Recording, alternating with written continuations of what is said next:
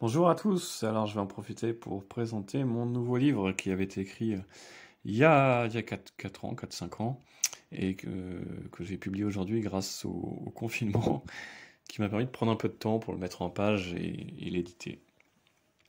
Voilà, voilà. Aujourd'hui, je voulais évoquer un peu le domaine artistique, puisque effondrement oblige, certains vont aussi aller se réfugier dans le domaine artistique. Alors pourquoi? En fait, le marché de l'art comporte de la valeur en ce sens qu'il est limité. D'accord? Tout ce qui a de la valeur, c'est ce qui est limité. C'est là où LVMH fait une grosse connerie, à mon sens, en industrialisant sa production. Et on se retrouve avec des affiches dégueulasses sur les abribus et dans les rames de métro. Et là, on cradosse une image d'artisanat de luxe en industrialisant. Bon, pas très bien. Euh, il y a une crainte de faussaires, comme il y a toujours eu, hein, mais de masse sur le marché des arts et dans les domaines d'antiquité dans les dizaines d'années à venir. On va pouvoir détailler un peu tout ça aujourd'hui. Allez, c'est parti. Alors, petit retour en arrière pour expliquer comment étaient considérés d'abord les artistes pendant très longtemps. On va parler principalement des peintres. Les peintres, c'était pendant longtemps, on va dire jusqu'à la Renaissance, des prestataires de services. C'est-à-dire qu'ils n'avaient pas plus de valeur intrinsèque qu'un plombier ou un électricien, un menuisier, quelque chose comme ça. Et en fait, ils exécutaient l'ordre d'un client. Alors, ils ont été aidés par leur père, hein, parce qu'ils ne travaillaient pas seuls. Ils avaient des collègues et ils étaient simplement des chefs d'orchestre. Alors, le plus qualifié était le chef d'orchestre. Comme dans une maison où il y aurait un architecte avec des artisans, eh bien c'était la même chose. Et quand vous visitez des musées dans lesquels il y a des tableaux de 3 mètres de haut sur 5 mètres de large, il faut bien comprendre. Ce qui est incroyable, c'est que j'avais visité un musée il n'y a pas longtemps, enfin, avant la belle époque du confinement, et la personne qui était là pour expliquer était incapable de me répondre, je trouvais ça dingue. Mais en fait, je me disais combien d'années ça a pris pour faire un tableau pareil. Mais en fait, le principal peintre qui avait fait ça n'avait fait qu'une scène principale. Tout le décor, tout ce qui était autour et plein de détails. Même certains étaient spécialisés dans des détails de décor. Mais c'était fait par d'autres, par des collègues à eux. C'était pas fait par eux. Voilà, c'était supervisé, mais ça n'était pas toujours produit par eux. C'est important de le savoir. Alors prenons l'exemple du peintre hollandais Rembrandt. Il donnait des cours à ses étudiants dans ses ateliers, et là on pourrait le comparer tout à fait à une boulangerie avec des apprentis. Et exactement comme dans une boulangerie avec des apprentis, tout ce que ses étudiants produisaient appartenait à Rembrandt. C'est-à-dire que c'était un pacte qu'il avait avec eux. Non seulement j'imagine que ça devait être payant d'étudier avec ce peintre-là, qui était reconnu de son vivant, mais en plus, comme ce monsieur fournissait le matériel et ses ateliers et son savoir-faire, en échange, tout ce que produisaient ses étudiants lui appartenait de plein droit. Il y avait Alexandre Dumas, là, avec...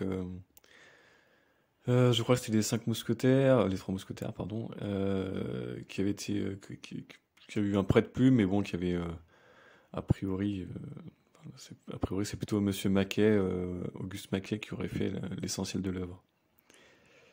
Voilà, tout ça n'a rien de très nouveau. Donc on en vient ici à la position de la signature, qui devient une marque, un label. En fait, jusqu'à la Renaissance, même si vous avez quelques exemples comme Michel-Ange ou De Vinci, il y avait très peu de personnes qui signaient leurs œuvres. Vous imaginez un plombier qui vient vous réparer la tuyauterie, il va pas signer son œuvre. Bon, voilà. C'était un peu le même principe.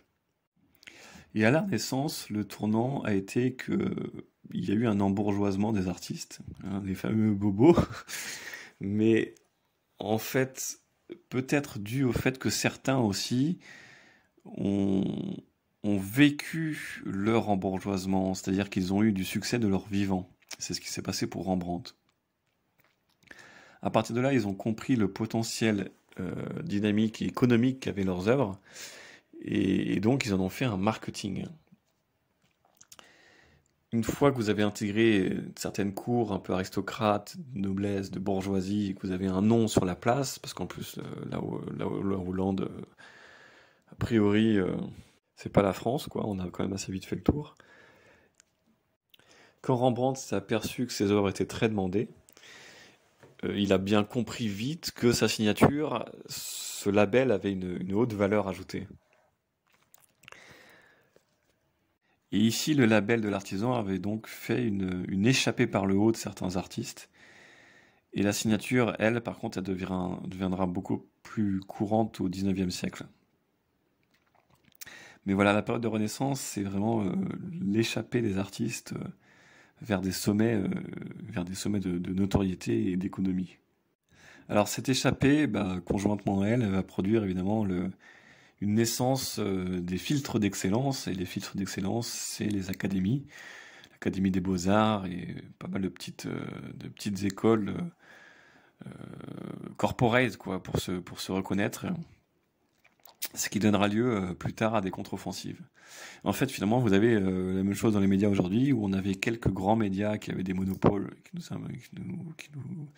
obligeaient à écouter leur bien-pensance. Et aujourd'hui, on a Internet qui permet de faire une contre-offensive et de libérer la pensée. On a eu évidemment des filtres d'excellence qui sont devenus très rapidement conservateurs et qui empêchaient d'émerger de nouveaux artistes qui se sont eux-mêmes associés pour créer une alternative avec des expositions alternatives pour rencontrer leur public. En ça, c'est intéressant parce que, pour faire une parenthèse, ça remet le RIC sur le tapis. Parce que le RIC politique, ce référendum citoyen, on pourrait vraiment organiser la même chose dans le domaine des arts, ce qui permettrait peut-être une renaissance aussi des arts, de mettre davantage les arts à disposition des gens, mais vraiment d'en parler et surtout de parler des grands artistes. Et on pourrait faire voter les personnes, alors peut-être pas forcément toujours une populace, mais une quantité de personnes averties et amateurs de plusieurs dizaines de milliers de personnes qui voteraient, qui décideraient des tableaux, des meubles, des sculptures qui leur plaisent le plus. Un The Voice des artistes un petit peu, mais beaucoup plus élitiste, pas de la connerie populaire, parce qu'ici on serait vraiment sur des gens avertis. Et ça permettrait peut-être de valoriser aujourd'hui des grands artistes cachés. Plutôt que de faire un marché peut-être trop économique et qui se réduit à une poignée de milliardaires qui spéculent sur certaines valeurs. Franck Lepage en a déjà fait une vidéo là-dessus, donc j'ai pas grand-chose à ajouter. Ça nous fait penser à Tali, qui nous faisait cette blague sur le marchand de jeans, qui achète et qui vend un jean qui a une seule jambe, et le dernier se fait avoir, et il dit mais pourquoi il y a une seule jambe? Mais c'est pas fait pour mettre, c'est fait pour acheter, pour vendre, pour acheter, pour vendre. Là on a un groupe d'individus fortunés qui décident d'attaquer un marché et d'acheter et de vendre quelques artistes sans valeur pour faire artificiellement monter leur cote. Donc là, on est plus du tout dans quelque chose qui peut apporter une valeur réelle, mais il n'y a que de la valeur vénale. On est en opposition avec une excellence des arts qui portait une valeur ajoutée à l'humanité, au-delà de la valeur vénale en elle-même. Aussi, quel autre majeur tournant se produit aujourd'hui? C'est un risque d'hyperinflation d'art avec l'avènement de l'intelligence artificielle. Alors, je vois ça sur plusieurs dizaines d'années, ça va pas être immédiat.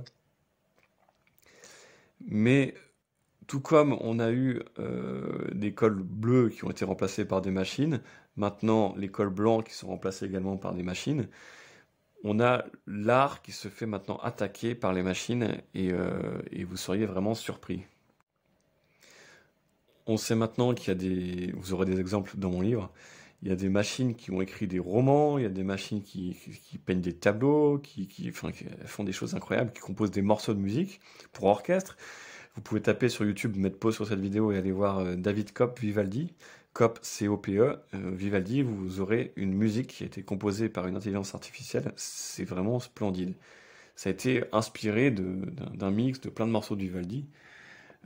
Mais maintenant, progressivement, elles n'ont même plus besoin de s'inspirer, elles commencent à être capables de créer. Bon, de toute façon, il y aura toujours une inspiration, comme les êtres humains, exactement.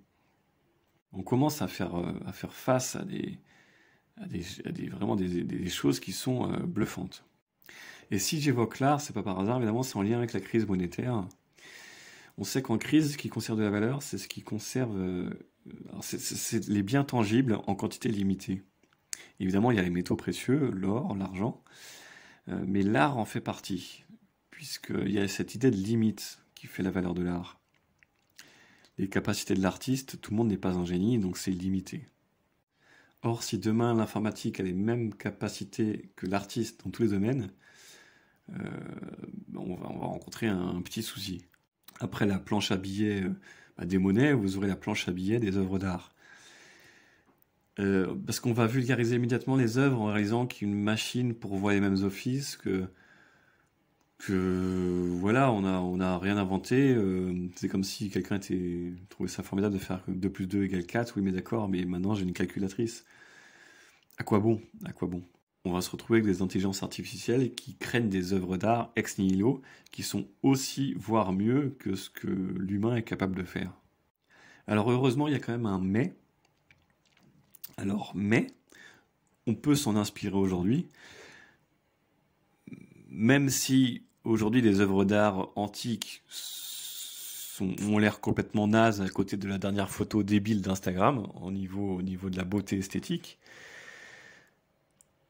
ça n'enlève pas moins leur valeur si on les resitue dans leur contexte historique. Et donc c'est là où l'intelligence artificielle est limitée. C'est la valeur ultime, c'est le temps. Le temps est une valeur limitée et rare. On dit le temps, c'est de l'argent. Alors, d'une part, effectivement, on peut avoir une fragilité d'être confronté à de plus en plus de faussaires, parce que grâce à des machines et un peu de savoir-faire, ils pourront constituer des faux à l'appel, une quantité dingue. Mais il se peut alors avoir plusieurs scénarios en conclusion à cela. Soit le marché de l'art d'antiquité s'effondre sous une espèce de planche à billets d'œuvres, soit les mêmes innovations technologiques qui permettent de faire ces faux permettront également de mieux authentifier les œuvres originales, ce qui me paraît plus probable quand même.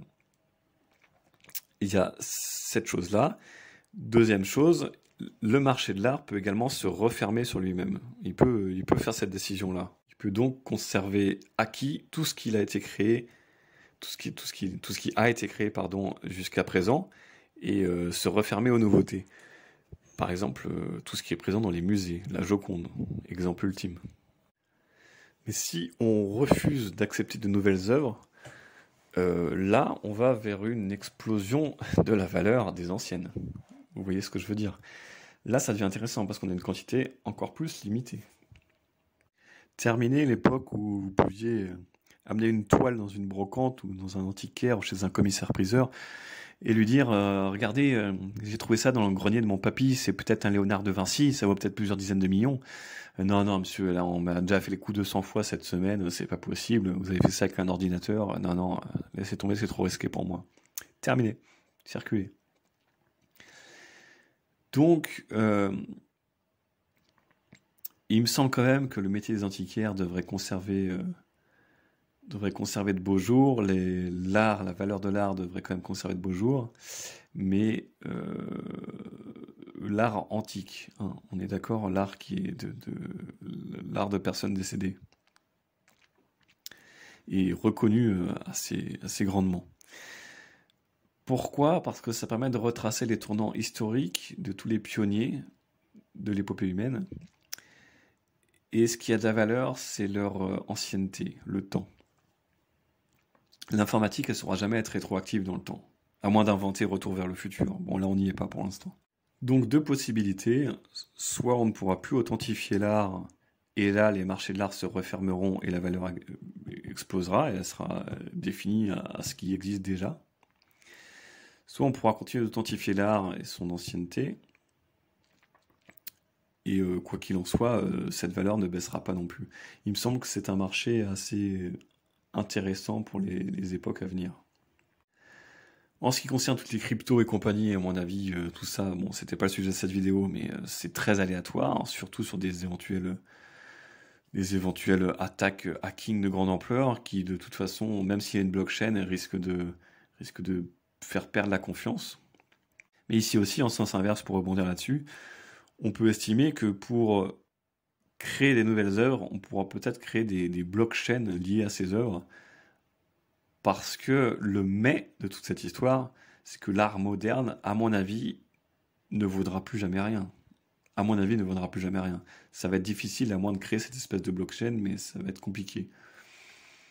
Parce que vous imaginez bien que l'art moderne, surtout abstrait, déjà, vous avez à l'image le tableau de Rembrandt qu'une machine a été capable de reproduire, alors que c'est un tableau ex nihilo, hein, vraiment comme de la monnaie, qui est sorti nulle part, qui a été imprimé, quoi.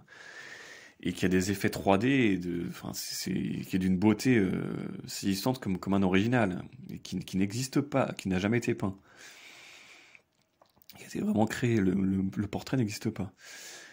Vous imaginez bien que de l'art moderne sera non seulement facile à fausser, mais en plus, si c'est de l'abstrait, pour un ordinateur, faire des carrés, des ronds, des triangles, ça ne devrait pas poser trop de problèmes. Alors, il y avait souvent des taquineries sur le fait que les enfants peuvent le faire, mais un ordinateur, voilà. Et puis l'authentification, bon courage. Donc là, sur le marché de l'art moderne particulièrement abstrait, non seulement de manière générale, il va être difficile de donner un renouveau à l'artistique dans tous les domaines, mais alors dans l'abstrait, je pense qu'on est sur un marché très très très très hautement spéculatif. J'ai peut-être pas assez de connaissances, mais je suis pas certain que c'est du déjà vu. Tout un domaine artistique qui s'effondre. Et pourtant, c'est ce qui devrait se produire. Exactement comme une valeur boursière. Là, on est dans quelque chose de spéculatif qui, à mon avis, va tomber tôt ou tard. Mais là, je vois pas comment ça pourrait durer longtemps. Alors voilà pour une synthèse de tout ce domaine artistique et la valeur conservatrice de l'art. Je peux peut-être rebondir là-dessus pour dire une dernière chose. On va faire plaisir aux bien-pensants qui ont peut-être raison, hein, certainement raison au niveau historique en tout cas. Quand une machine, quand des industries arrivent, l'être humain va vers quelque chose d'autre. Peut-être qu'on va aller dans un renouveau artistique, mais dans d'autres domaines. Et je prends l'exemple donc des métiers en général.